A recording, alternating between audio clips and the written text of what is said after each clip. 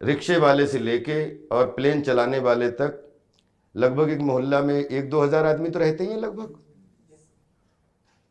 तो अगर अगले 50 साल भी अभिनय करूं और बहुत फास्ट फिल्में करूं तो 10 फिल्में कर डालूं, बहुत लालची हूं कि यार 10 फिल्में तो करनी है हर साल, तो अगले 50 साल में कितने 500 चरित्र हुए। और वो 500 चरित्र अगर सुबह से लेके कहीं, चाहे इंदौर हो चाहे बंगलोर हो, कहीं भी कॉर्नर में बैठ जाओ तो आपको आपके मोहल्ले में ही 500 आइटम मिल जाते हैं अलग अलग।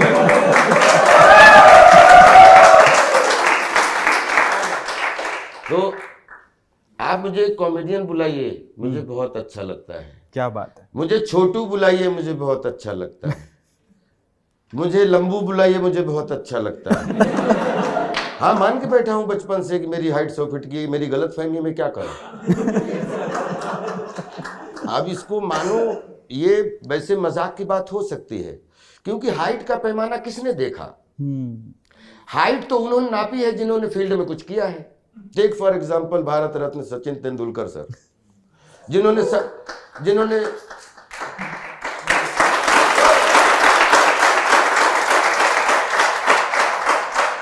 आपके इस पॉडकास्ट के माध्यम से एक बात बड़ी जेन्युइन रखना चाहता हूं कि इतिहास पढ़ो, खूब याद रखो, लेकिन आज चल रहा है वो कल का इतिहास बनना है, जिसके आप खुद गवाह हो, उसको कभी मत भूलो। क्या बात है।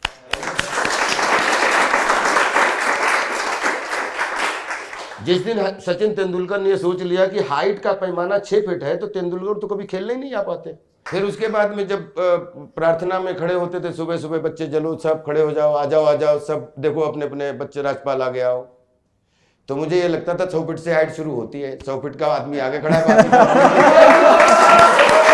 बहुत बढ़िया। अच्छा 9, 10, 11 का हुआ तो मुझे पता लगा कि अच्छा ये हाइट का कॉम्बिनेशन बिठाने के लिए मुझे आगे खड़ा करते थे। इस हाइट को आप छिपाओ ना, मतलब टीचर के लिए भी होमवर्क हो जाए कि यार एक 6 फीट का लड़का है, एक 5 फीट का लड़का है, एक 3.5 फीट का लड़का है। अब हर लड़का फीस देता है, दिखना सबको चाहिए, छोटी वाला भी चाहिए, बड़ा वाला भी चाहिए, तो कैसे, तो हाइट का ऐसा कॉम्बिनेशन बिठाता है जिसमें 6 फीट का दिखता है लेकिन 3 फीट का भी दिखता है। तो जो चीज दिखती है वो ही चीज बिकती है। और हम जैसे सौभाग्यशाली लोग हैं जिनको जब टीचर ने ही लाइन में सबसे आगे खड़ा कर दिया तो उसके बाद क्या बात है। बचपन से कबड्डी में जब भी खेलने का मौका मिला तो 90% कप्तानी करने का मौका लिया, उससे नीचे स्वीकारा नहीं भाई। क्या बात है। तो चाहे वो खेत की कबड्डी हो और चाहे वो किसी फील्ड की कबड्डी हो, उसमें आप अपने आप को जब तक कैप्टन नहीं मानोगे तब तक टीम में कभी शामिल नहीं हो पाओगे, इस बात की याद रखना। एक आदमी बोला कि यार मतलब सबसे वीआईपी, बोले दुनिया का सबसे अच्छा आदमी, उसके बाद में बोले कि दुनिया का बेहतरीन, उन्होंने क्या मतलब सबसे अच्छी कुर्सी की, तो उसके बाद में मतलब जितना भी काम, मतलब मैं सब जानता हूं, एक्सपर्ट। तो उसके सामने वाला भी तू ही सब कुछ है, तो हम लोग क्या है। तो मैंने कहा मैं ही के सब कुछ में, तेरा नुकसान तो बता। अगर मैं बोल रहा हूं मैं अच्छा हूं तो इसमें भाई चलो मैंने मान लिया, तू थोड़ी देर के लिए तू अच्छा मत बोले, यार तुझसे गंदा आदमी नहीं देखा, तू चला जा, लेकिन मैं अच्छा हूं इसमें मेरी गलत फहमी, तेरा नुकसान तो बता कि मैंने कौन सी दुकान बंद करवा दी तेरी, तू क्यों नहीं बोल रहा कि मैं अच्छा हूं। राजपाल यादव को अगर हाइट समस्या होती तो मैं हाइट के ऊपर फिल्म कभी नहीं बनाता। मुझे ऐसा लगता है कि मैं लाखों राजपाल यादव ऐसे हैं या युवक युवतियां जो अपने चेहरे, अपने हाइट, अपने सिस्टम या अपनी बॉडी से परेशान रहते हैं, कॉम्प्लेक्स रहते हैं। अब मैं उनका रिप्रेजेंटेटिव जरूर बनना चाहता हूं कि बस अंदर अंदर संभाल ले, बाकी छोड़ दे। ये तो 1000 लोगों में भी खड़े हो जाओगे तो इस खूबसूरती पर नजर पड़ जाएगी अगर आपकी कोई क्रिएटिविटी के अंदर की खूबसूरती बढ़ जाएगी। क्या बात है।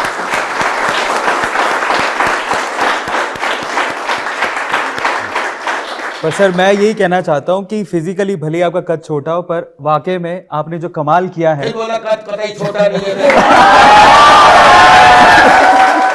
दो तरीके हैं। टेक फॉर एग्जांपल खली, मेरा भाई है, दोस्त है, लेकिन अगर खली ने अपने आप को डेवलप नहीं किया होता तो खली आज पूरी दुनिया का आइटम बने होते। और आज खली दुनिया के मतलब सिर के ताज बने हुए हैं कि हमारे देश से कोई बंदा ऐसा जिसने विश्व के रेसलिंग में अपना सिक्का जमाया तो वो उसका नाम है खली। वो हाइट उनका उनके लिए अभिशाप बन सकती थी, वो जिसको उन्होंने वरदान में बदल दिया, तो इसको क्या बोलते हैं? सही बात। मेरा ये मानना है कि आप अपने आप को प्यार करो। अपने आप को प्यार करना बहुत जरूरी, लेकिन अपने दोषों पे नजर ना रख के अपनी अपनी अंदर की, क्या आपके अंदर कोई ऐसी चीज जरूर होगी जो आपको ठंडक देती है। यार ये सोचता हूँ बड़ा मजा आता है मुझे। होता है अकेला जब आदमी होता है तो अपने शिवत्व से मिल रहा होता है और अपने शबत्व से भी मिल रहा होता है। आपके अंदर शिव मतलब आप लाइव कितने हो, आपकी अच्छाइयाँ कितनी हैं और आप मरे हुए कितने हो, मतलब शिव और शव। आपके अंदर कौन कौन सी चीज़ें हैं जो आपको शव में बदल देती हैं। ठीक नहीं लग रहा हो, ये नहीं लग रहा हो, थोड़ी ये नहीं है, पिताजी हर समय डांटते रहते तू किसी लायक नहीं, पड़ोसी का बेटा वहाँ पहुँच गया, अरे यार मेरा कुछ नहीं हो सकता। तो ये क्या है?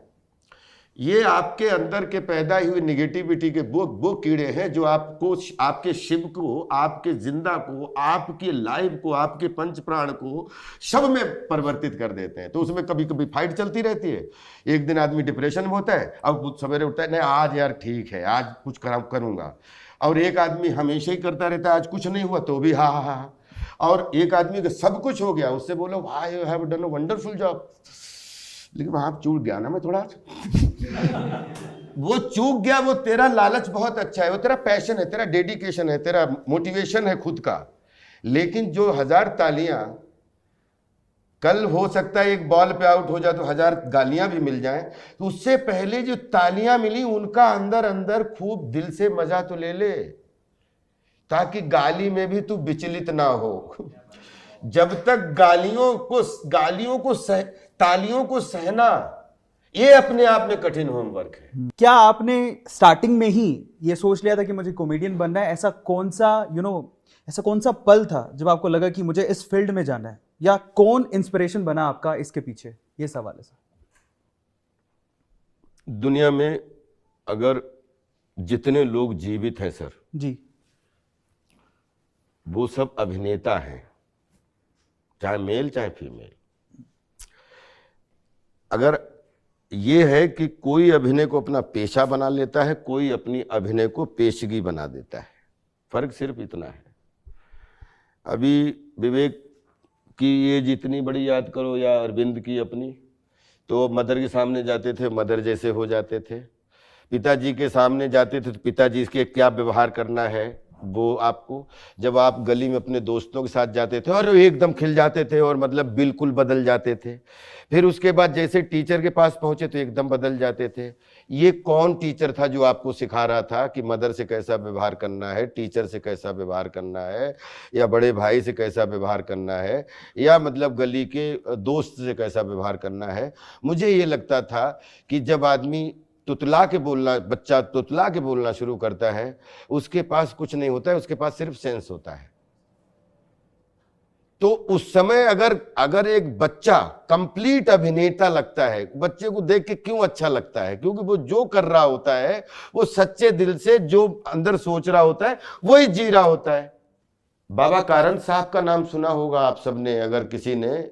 वो थिएटर की दुनिया के टॉप 5 लेजेंड में एक लेजेंड हुए हैं, और वो साउथ के ही थे जिन्होंने थिएटर का गांव बसाया है इधर। बाबा कारंत अगर गूगल पे जाओगे आप तो एक बहुत बड़ा नाम है, मतलब थिएटर हिस्ट्री का।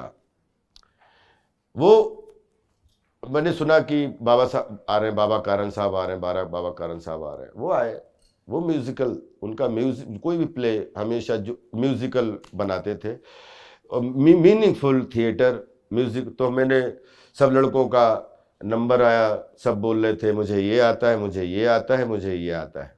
मेरा जब नंबर आया तो मैंने कहा मैं चलता हूं, म्यूजिक पे चलूं तो बेताला हो जाता हूं, जब गाना शुरू करता हूं, गुनगुनाना भी शुरू करता हूं तो बेसुरा हो जाता हूं।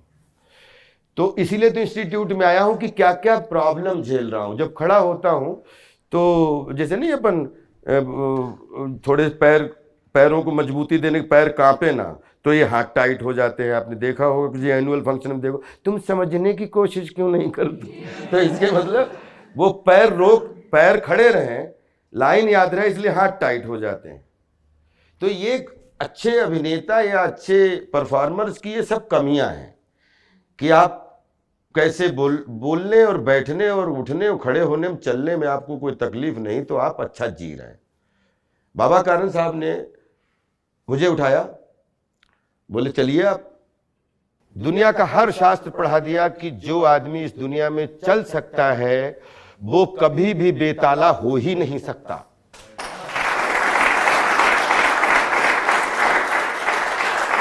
बेताला नहीं हो सकता। तो गलतफहमी निकाल दो, तुम बेताले हो।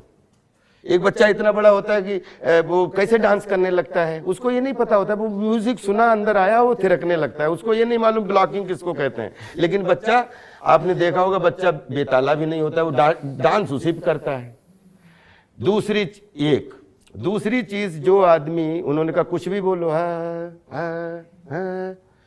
बोले जो आदमी बोल सकता है वो संगीत के सुर के सिस्टम को समझने के लिए उसको तराशने की जरूरत है।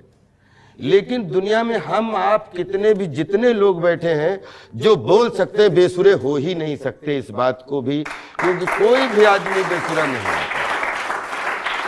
तो हमने कहा कि इन सब चीजों को पाने के लिए, जो आप बता रहे हो कि मुझे कॉन्फिडेंस आ जाए कि मैं बेताला नहीं हूं, ताल में हूं और सुर में हूं, इसके लिए क्या करूं ताकि अपने अंदर का अभिनेता पहचान सकूं। एक लाइन का ब्यूटीफुल आंसर था कि एक हारमोनियम है, टेक फॉर एग्जांपल, सब बच्चे ने हारमोनियम देखा ही है, तो उसमें 3 काले होते हैं, बिगिनिंग, मिडिल और तार सप्तक।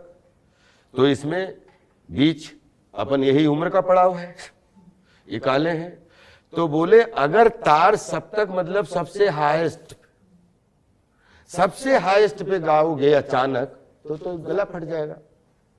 तो अगर सबसे तार सप्तक पे जाना है, हारमोनियम को भी क्रॉस कर देना है, तो जो सबसे पहला, मतलब सबसे पहला काला है, उसकी जितनी प्रैक्टिस कर लोगे उतना ही ऊपर तार सप्तक में निकल जाओगे। आई थिंक इससे बड़ी फिलॉसफी मैंने आज तक नहीं देखी कि अगर आपको वृक्ष बनना है तो आप अपने स्वयं की गुठली वाले बीज बनके अपने जमीन के अंदर गड़ाइए, तो आपको फिर वहां पे कैसे, फिर उसके अंदर ही कोई न कोई एक गुठली आती है।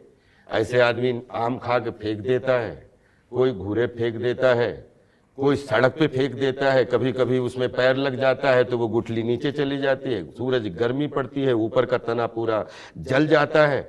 और हर गर्मी के बाद में ठंडक रूपी बारिश आती है, जीवन में भी और नेचर में भी।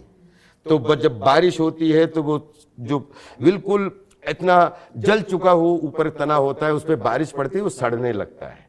तो सड़ने लगता है तो वो गुठली का जो ऊपरी, क्या बोलते हैं, हाँ, ऊपर सेल है, वो ही उसमें धीरे धीरे विटामिन का काम सड़ के वहीं पे आसपास लग जाता है, वहीं गुठली में से किल्ला फूट जाता है।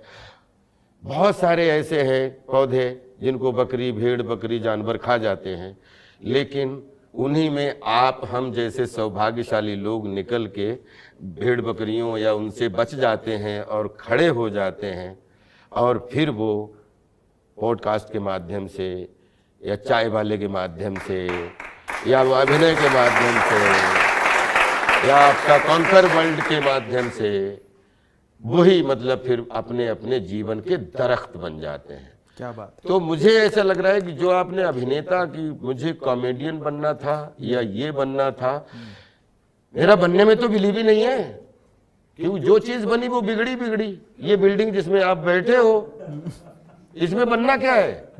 ये 50 साल तक इसकी हिफाजत करते रहो, एक दिन आएगा कि भैया इसकी बिल्डिंग का टाइम ओवर, इसको तोड़वाओ।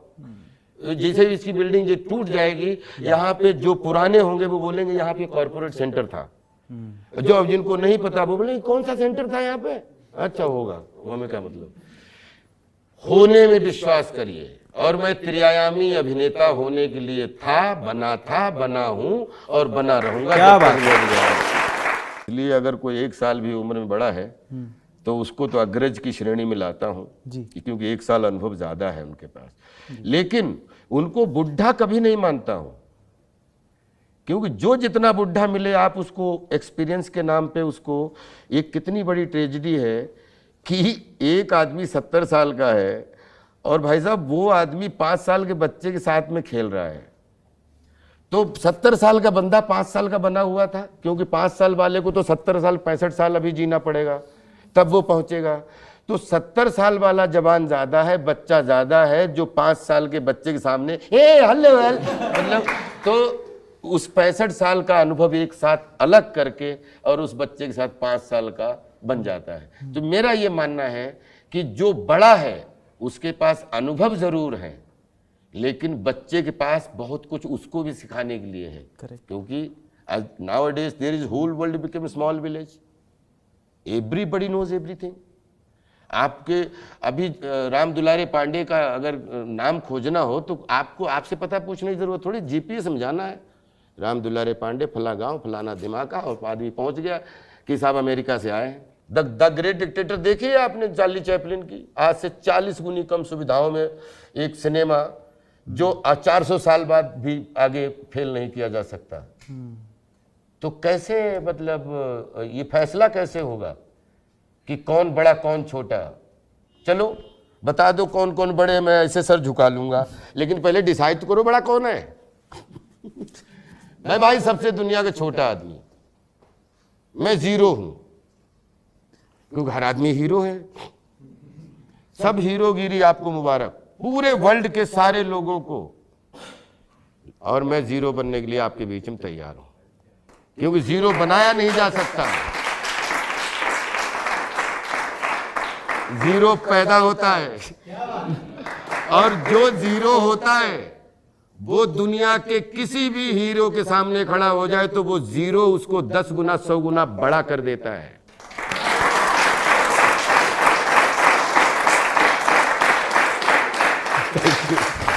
तो इसलिए जब तक अपने आप को जीरो बन के नहीं मजबूत करोगे, हीरो कहते किसको हमें पता नहीं है। हीरो मेरी नजर में जो 20 माले जाके ऐसे पुताई कर रहा है, नीचे एक बांस, कोई सेफ्टी नहीं है, पैर फिसल जाए तो वो भी संभलना है, तो मैं उसको देखता रहता हूँ कि भाई ये काम नहीं हो सकता अपने से। तो जो काम आप ना कर सको वो हीरो ही करता है। 20 माले की बिल्डिंग पे ऐसे पुताई कर रहा है, कहीं नींद आ जाए, कहीं धोखे से कुछ हो जाए तो कौन होगा जो, मतलब वो तो लोग बोलेंगे यार वो मजदूरी कर रहा था और निकल लिया। लेकिन वो अपनी जिंदगी का वो हीरो है जो अपना खाना पीना तो करता ही है, लेकिन 20 माले चढ़ के राजपाल जैसे लोगों को इंस्पिरेशन देता है कि बॉस फील्ड अलग अलग है तो हीरो भी अलग अलग है। तो हीरोइज्म और जीरोइज्म में अगर दोनों को रखो तो अब जो आदमी जितना बड़ा अपने आप को जीरो समझेगा, बहुत सारे हीरोइज्म उसका इंतजार कर रहे हैं। इस बात को मैं खुद गवाह हूं। मैं ये बात इसलिए प्रवचन के तौर पर मैंने कोई बहुत झंडे गाड़े कुछ नहीं, मैं जिन चीजों से लड़के इधर आया और आप लोगों ने आपके सामने हूं, तो मुझे ऐसा लगता है आप 10 साल अपनी लाइफ को थोड़ा सा इन जो खाम खा के झंझा बातों में जो रहते हो कि थोड़ी सेहत कम हो जाती तो मैं अच्छा दिखता ना, या मेरा थोड़ा सा हाइट का पंगा, या मैं थोड़ी मतलब मेरा ना 10 किलो कम हो जाएगा तो मैं बहुत अच्छी लगूंगी। ये सब आपका आउटस्कर्ट है। आउटस्कर्ट्स डिजाइन करने के लिए चाहे किसी भी फील्ड के आदमी हो, जब तक आप आत्मा से अपने शरीर के बारे में नहीं सोचोगे कि मुझे जॉगिंग करनी है, तब तक आउटस्कर्ट आपको जॉगिंग नहीं करवा देता। बोले यार मन नहीं किया, वो अब जाना तो था जॉगिंग करने, लेकिन मेरा मन नहीं हुआ। तो इसके मतलब आपके अंदर का सोता हुआ जीरो सो रहा है, उसको जगाओ। तो सारे हीरो आपके साथ होंगे अगर आपका जीरो पावरफुल होगा। अपने जीरो को प्यार करो। और जीरो की अगर ताकत देखनी है तो उदाहरण देता हूं, देव थापा एक नेपाली 30-35 साल का बंदा है, हमसे 1.5 इंच हाइट में कम है, जो हाइट से आपने बात शुरू की थी। हाँ, और आज कम से कम यूट्यूब पे उसके 200 वीडियो होंगे। वो 6.5 फीट के पहलवानों को दुनिया, अपने देश के अलग अलग जगह जो हिस्से हैं जहां फेमस पहलवान है, सबसे कुश्ती लड़ चुका है और सब में विजय हासिल कर चुका है। क्या बात। तो छोटा कद होने के 3 सबसे ज्यादा फायदे जो आपको आपकी जिंदगी में मिले, और 3 सबसे बड़े नुकसान या ऐसे मोमेंट्स जो आपको बड़े ऑकवर्ड लगे, वो कौन से थे? अगर आप सबसे पहला, हाँ जी, कि छोटा कद बड़े कद में बदलने के लिए कर्म सबसे, कि बड़े कर्म करना, बचपन से ही बड़े कर्म करना चैलेंज। जो आदमी आज भी, अगर मुझे फोबिया है, अगर कोई आदमी बोलता है मैं साहब छोटी सी फिल्म बना रहा हूं, मैं छोटे लोगों के साथ काम नहीं करता।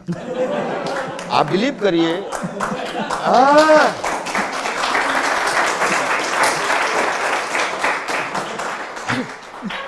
आप हमसे बोलेंगे कि साहब एक फिल्म बना रहा हूं, हम बोले क्या बजट है? बोले बहुत बड़े बजट की फिल्म है सर। हाँ, बोले 5 लाख। हाँ, बहुत बढ़िया। अगर जिसका खर्चा 5 लाख है तो उसमें 5 करोड़ लगा के क्या करोगे? अगर जिसका खर्चा 100 करोड़ है और वो 5 करोड़ की मीनिंग नहीं है, तो उससे छोटा का क्या काम है? तो मेरा ये मानना है कि छोटा कर्म कोई दुनिया में होता ही नहीं है। और अगर जिसको छोटा कर्म बोलते हो, तो सिंगापुर में, शायद मैं, मुझसे ज्यादा आप लोग आज डिजिटल वर्ल्ड से जुड़े हुए हैं, तो सिंगापुर में कोई भी परिवार का बच्चा जब पैदा हो तो सबसे पहले वो सेना की बाथरूम साफ करने की शायद वर्दी पहनता है। ऐसा आप, अगर ऐसा है कि नहीं सर? है ना?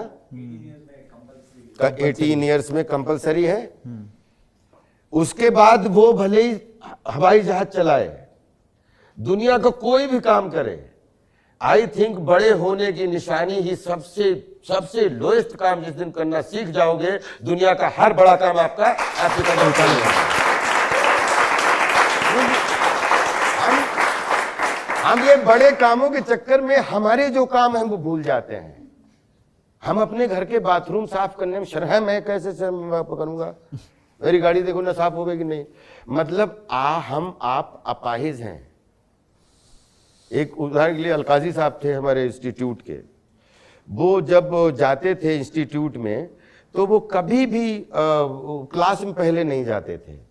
उनका राउंड किसी को पता नहीं लगता था, उनका राउंड शुरू होता था कि वॉशरूमों से, और वॉशरूम में गए और जैसे ही वॉशरूम में कोई मतलब एक भी चीज गंदी पड़ी तो वहीं पानी भर के वहीं साफ करने लगते थे।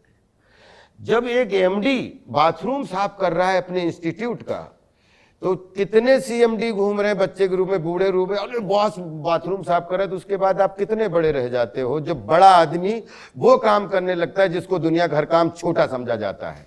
तो मुझे ये लग रहा है कि ये आपके बड़े होने की निशानी है कि आप जितने बीज के काम करने शुरू कर दें। राजपाल यादव अभिनय करते हैं, लेकिन अगर कहीं राजपाल का कमरा साफ करना है, किसी दिन आपका पीए या आपका जो सहायक है या सेवक है लेट हो जाए, तो आपकी क्या ड्यूटी बनती है? एक और ने क्यों नहीं आया, अभी तक साफ क्यों नहीं हुआ, कोई दूसरा भेजो। मतलब हमें ऑर्डर देने में अपना कॉम्प्लेक्स रूपी राक्षस, इसको हमें सुपीरियरिटी कॉम्प्लेक्स में जबरदस्ती परफॉर्म करवाता है, ताकि हमें बड़े को ये ना बोले यार वो कमरा अपना होटल में गए अपना कमरा ही साफ करने लगे। तो जो काम आपको डरने के लिए आपको डराए, आई थिंक उसको सबसे पहले स्वीकार कर लो, तो मुझे लगता है आप अपने आप बड़े हो जाते हैं।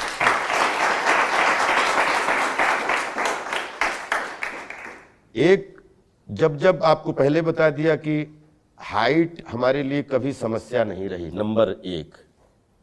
अगर आज राजपाल की हाइट नहीं होती तो शायद हम हाइट का मीनिंग नहीं समझते कभी। बिल्कुल सही बात है। नंबर 1।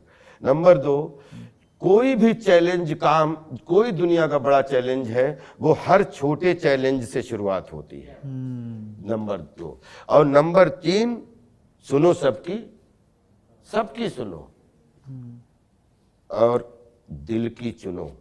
क्योंकि जब जब आपका दिल चुनता है जो काम, उस काम में विजय विजय होती है। और दुनिया के जो काम आप पे सौंपे जाते हैं, पिता के रूप में, चाचा के रूप में, भाई के रूप में, दोस्तों के रूप में, अरे यार देख वो कहाँ चला गया तू ये शुरू कर। वो प्रेशर में आके जब कोई लड़का हो या लड़की हो जो काम शुरू करता है, वो उसकी बेचैनी बढ़ाता जाता है उसको, क्योंकि फ्रस्ट्रेशन और डिप्रेशन में कोई फर्क नहीं है। फ्रस्ट्रेशन में कुछ चाहत होती पाने की, जैसे मैंने कहा ना कि हम सफलता पाने के लिए नहीं जीते हैं, हम सफलता में ही जीते हैं। क्या बात। अब मान के बैठे हम सफल हैं। खुद की चुन लो। 3 हो गए। अब 3 फायदे। हालांकि जो परेशानी थी वो भी हमने फायदे में बताई। चलेगा। कहीं भी आदमी शुरुआत 6 फीट से करता है, 50-60 के बाद में ऐसे हम लोग बचपन से जिस शुरुआत में रहते हैं, बुढ़ापे 80 साल में बैठे रहते हैं।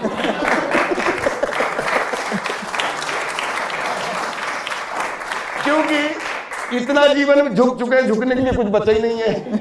आप इतने तन चुके हैं कि आपको झुकना ही झुकना है। क्या बात है।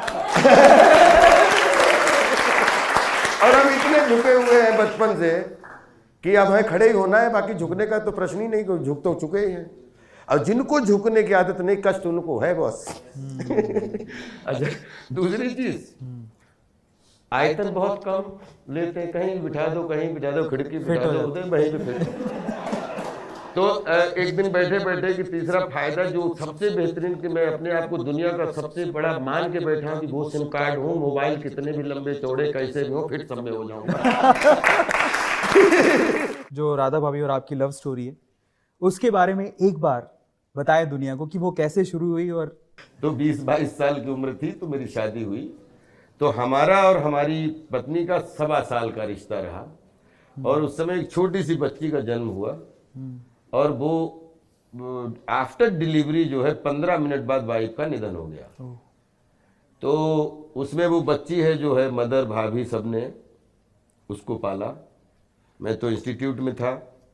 फिर जब हम अभिनेता बन गए तो हमने उस बच्ची को मुंबई लेके आए, और उसके बाद में 20-22 साल जब उसमें हुआ, फिर 91-92 की घटना है। फिर उसके बाद में हम आए, तब जंगल रिलीज हो गई, प्यार तूने क्या किया रिलीज हो गई प्रॉपर। हम जब एक स्थापित कलाकार हो गए तो 2003 में हमने 2001-2002 में मिले थे, और 2003 में हमने शादी की।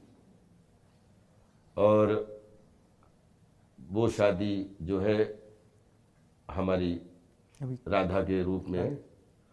तो जो हमारी वो 1 साल की जो साथ था, वो आज भी मेरे साथ है। क्या बात। और जो फिजिकली मेरे साथ है, ये भी मेरे साथ जीवन भर साथ। क्या बात। और सर आपसे एक मेरा क्वेश्चन है कि सर इंडिया में आजकल सभी पेरेंट्स अपने बच्चों को जेई नीट ये सब की तरफ धकेल रहे हैं। तो सर बच्चों का जो पैशन होता है तो उसे फॉलो नहीं कर पाते पेरेंट्स के चक्कर में आके। तो सर हमें बच्चों को क्या अपने पैशन को फॉलो करना चाहिए, या फिर जेई नीट जो पेरेंट्स कह रहे हैं उसे फॉलो करना चाहिए? देखिए, पेरेंट्स को फॉलो करना बहुत ज़रूरी, क्योंकि सिस्टम का हिस्सा बनना है। पेरेंट्स कभी भी अपने बच्चे को सिस्टम के बाहर कुछ भी नहीं सिखाता है कि ये बेटा परिवार है, ये समाज है, ये सोसाइटी है, ये सिस्टम है, ये सदाचार है, व्यवहार है, आचरण है, बहुत सारी चीज़ें, क्योंकि वो पेरेंट्स का अनुभव बोल रहा होता है।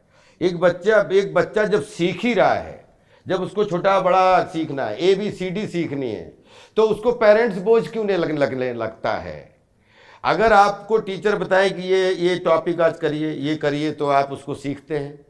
तो जब लर्निंग प्रोसेस ही चल रहा है, तो उसमें जो पेरेंट्स बोल रहे हैं उनकी भी पूरी बात को दिमाग में एक बिल्कुल सिस्टम की तरह रख लीजिए। और धीरे धीरे जब आप बड़े होते हो तो पेरेंट्स की जो अच्छी 3 चीज़ों पर जीवन चलना चाहिए।